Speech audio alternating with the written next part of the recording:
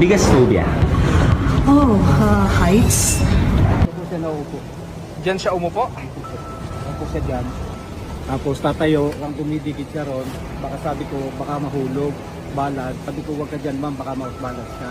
3 beses po siya sinaway. Wala nang buhay ng matagpuan si Maria Catalina Cabral, dating undersecretary ng DPWH, matapos umanong mahulog mula sa isang bangin sa kahabaan ng Cannon Road.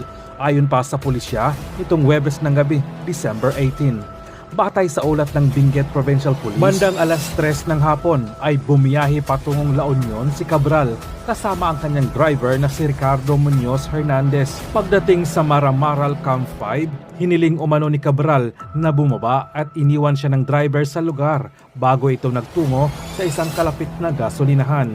Bandang alas 8 ng gabi, natagpuan ng BCPO Station 8 ang biktima na nakahandusay malapit sa Buid River. Tinatayang 20 hanggang 30 metro sa ibaba ng highway ayon sa mga responding otoridad.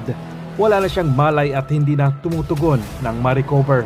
Subalit, ayon pa sa mga naglabasang video, ay takot umano sa matataas na lugar si Cabral, bagay na pinaghihinalaan ng karamihan na sadyang pinatahimik ito dahil si Cabral ang may pinakamaraming alam sa mga kongresistang sangkot sa anomalya sa flood control.